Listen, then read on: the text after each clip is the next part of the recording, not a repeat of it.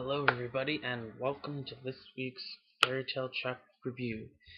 This week's chapter is Chapter 439, Alvarez Empire. Now, first things first, I just have to say this. Ring ring. Hello.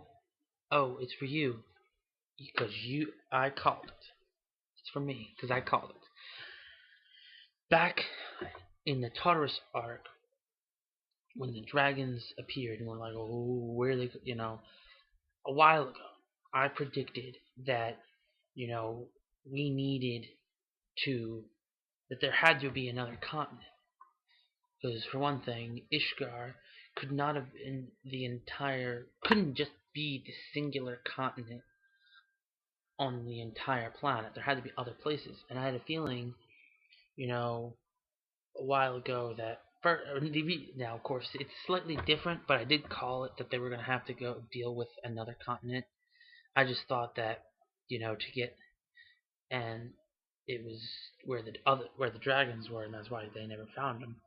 But now it seems like it could also be where Acnologia and Zeref are hiding out, because it would kind of make sense why. Well, for one thing, we all know now that Acnologia can actually go back into his human form at will, or seemingly at will, or whatnot. We don't know exactly the deal behind that, but what we do know is that he can hide amongst human beings, sort of. Being in a human form, it's easier for him to hide. And the fact that both Zeref and Acnologia seem to always be, hidden and not easily found, it's pretty obvious that at this point it had to at that point. And now we have confirmation there is another continent. Now they might be on it, they might not be. Who knows? The fact of the matter is that Alvarez is a great threat because their total guild numbers, both legitimate and dark, involved 730. 730 guilds to Ishgar's only 500. Now, this is just massive. Like, oh my god, the fact that this number games and the various countries and this whole setup only leads me to believe one thing, and that is this: we are going to get a war, not some friggin' guild on guild war, continent on continent war, like on some massive world war type of crap, which it's just insane, especially since we still have Acnologia and Zeref to deal with, and we don't know if they're going to be involved in this war or not. However, the prospect of this war is just amazing, and I cannot wait to see how they do it, as long as they do it right. Now, as for we'll go back to the beginning of the chapter. Mest brings Urza down as the 7th Guildmaster to see Lumen Histoire, or Histoire if you're doing the English dub, Funimation English dub, which, Lumen Histoire just seems a little off to me, so I'm just like to call it Histoire. Lumen Histoire. Anyway, so to continue, they, shows it to her, and of course, Lucy, Natsu, Gray, Wendy, Charla, and Happy decide to tag along and sneak a peek of what happens. And they also get to see the secret. Now, that could be good, that could be bad, but, at this point, we are, nearing some very, the troubles ahead are just going to dwarf the problems of before. And something like this should, at least by the main cast of Fairy Tail members, should be known, I guess. Now, what's interesting to note, and very important to note, how this relates to the whole upcoming issues of Acnologia, Zeref, and this impending war with Alvarez. The question then becomes, now makes it all better understand why we had the Avatar arc was just so crappy, and why it just felt like, oh, really? And that's because after this time skip, if you actually think about it, take a look at all the various arcs that have happened, of course, Fairy Tail. The majority of them dealt with dark guilds and, you know, and things related to dark magic and dark guilds, such as the Tartarus arc, Tenor Island, the, very first arc, the Lullaby arc, and so all of it, and Grimoire, it was just so that's why we had the Avatar arc to showcase that Fairy Tail has moved beyond the whole idea of Fiora Ishgar's arc, or sorry, Ishgar's Dark Guilds being a threat anymore. Like Fairy Tail has just gotten too strong for any Dark Guild in the entire continent to be able to be a major threat to anybody. So that's why that happened. And I actually like now that it still doesn't mean that its significance is makes the Avatar arc more significant. However, it doesn't change the fact that it was still poorly done. Now, last thing that I want to cover is the whole thing with Mest's memories, and how I guess it's a little too convenient that this character, but the whole idea is I mean it's a little too convenient. However, was properly set up, at least initially, but it kind of got lost. Like, you didn't see any hint of Makarov, going to see Dornbolt at all, or so there was no hint other than the fact, so it was a little out of nowhere, but with only there was basically there wasn't enough setup for this plot point, or enough foreshadowing such a major plot point. So that's why it feels a little too convenient. Now, as for Makarov's decision to disband Fairy Tail in an attempt to protect his guild his family from being hurt, but the problem is that by doing that he legitimately left Lumen Historia directly unprotected. And as for the fact that he doesn't want, if his negotiations fail, which they seemingly have since he's been gone for a year, and Alvarez does invade, they are going to mow down the guild, wherever the Fairy Tail members would have ended up, they would have been caught in the crossfires of the war and still would have gotten hurt. So that's where, once you think about it, it's like, really, Makarov? You could have just... But that's kind of moot point right now, because we have the guilds back together. Urza is, I guess you could say, since she got to see Lumen Historia, officially the new guild master. And now we're seemingly going to be heading over to Alvarez and the West Continent in order to save Makarov. Which is, so it's definitely going to be interesting.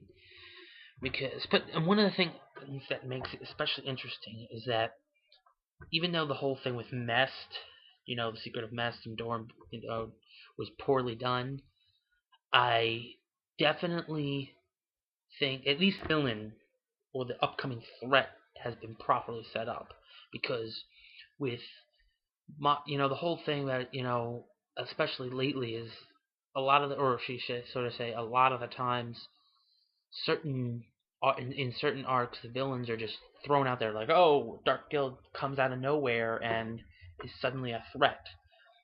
It just doesn't make any sense. That's why one of the many reasons why the Avatar arc made no sense.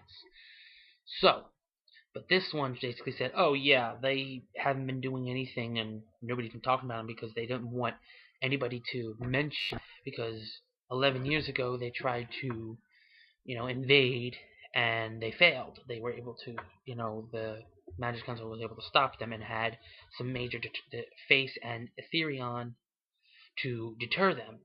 So because of those two things, that just basically set it up properly as to why we haven't heard anything about this, because they pretty much once they were able to deter them away, they tried to remove any knowledge of them from the general public because they didn't want people to question about it, and they didn't want issues to come up about it.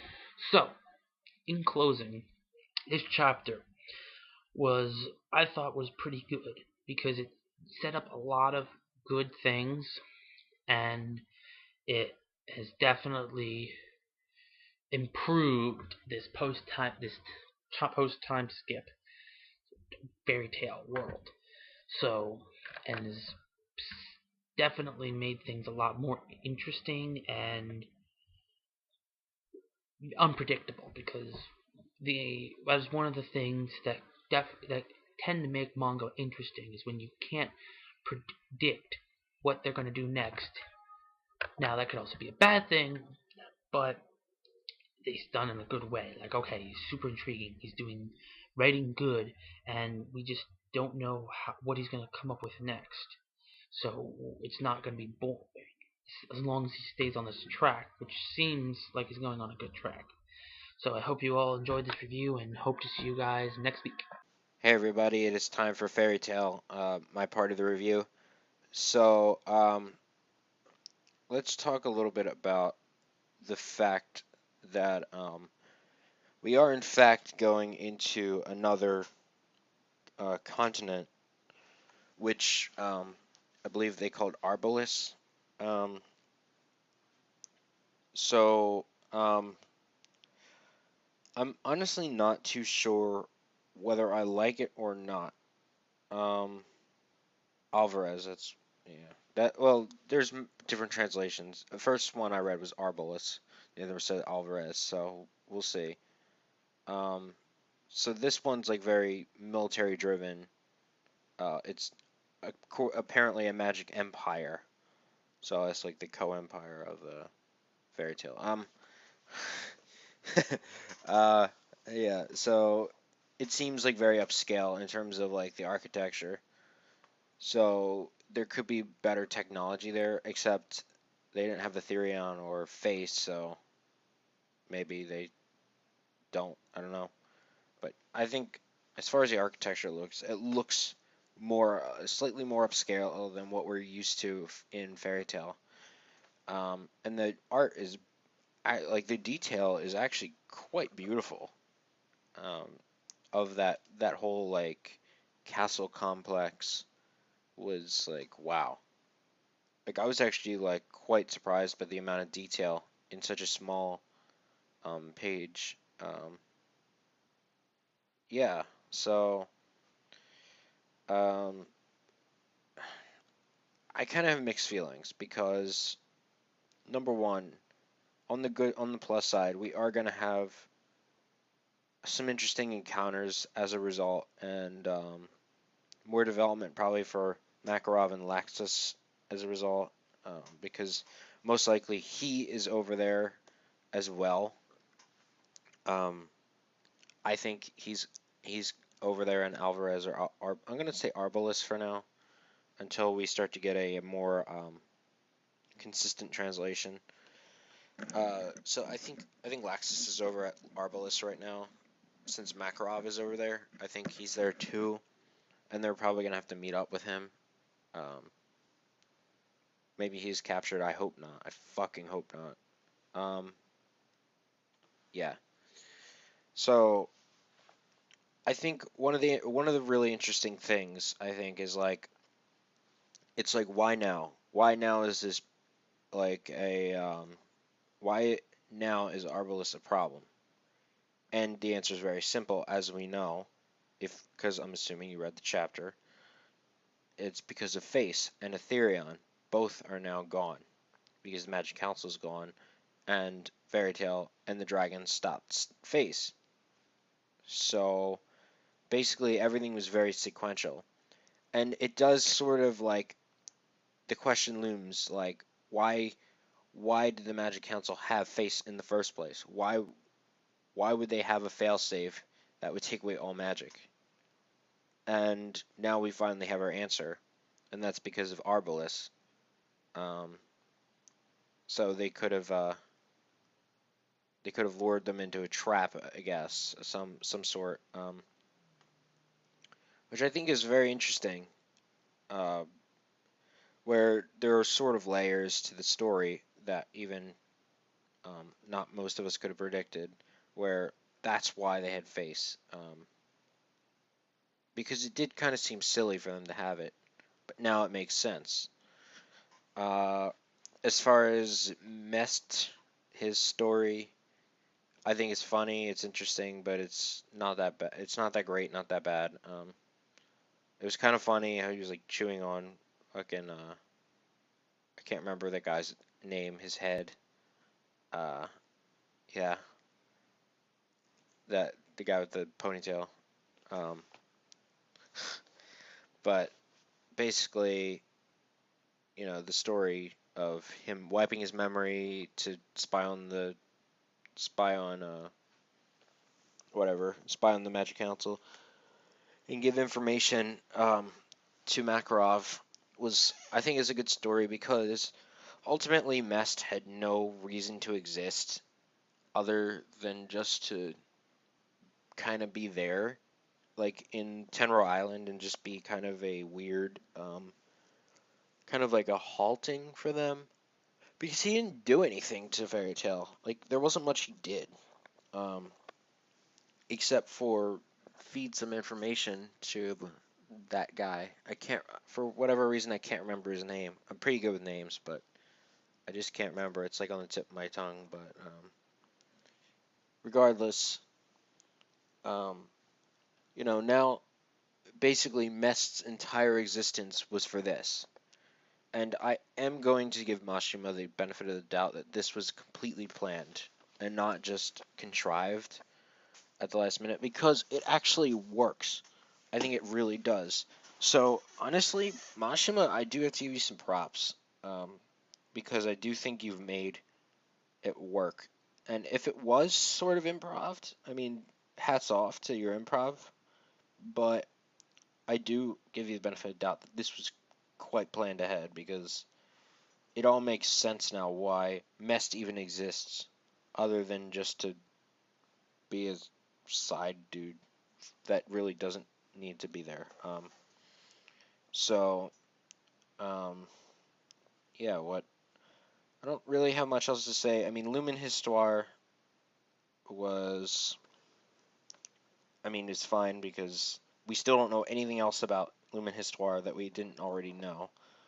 Uh, what's it called? I mean, everybody else looked, which was whatever. It has been confirmed that Erza is absolutely the next Guildmaster because she was brought down by Mest. Uh, anyway, I mean that whole sequence, I don't really have much to say about it. It was fine, but really the more pressing matter is this whole political situation between Arbalest and Fiore.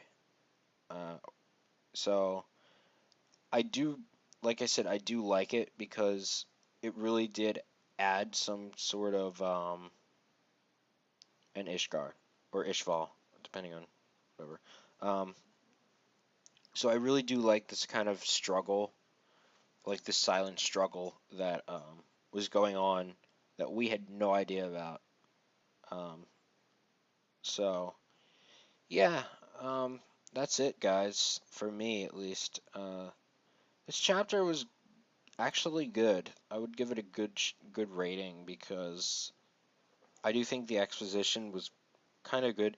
But as I said, I do have mixed feelings. Um, I don't remember. I don't think I said why I have mixed feelings. I said the good.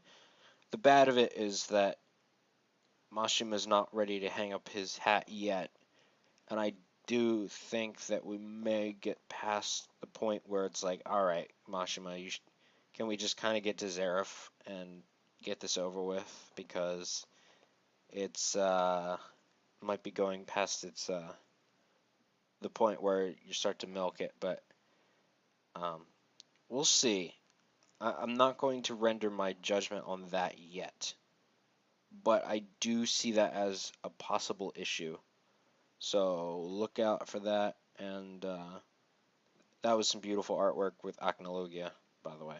Whoever did that. So apparently AJM dash fairy tale. If you're watching this, fucking good job with that coloring, man. A nice blur of the background.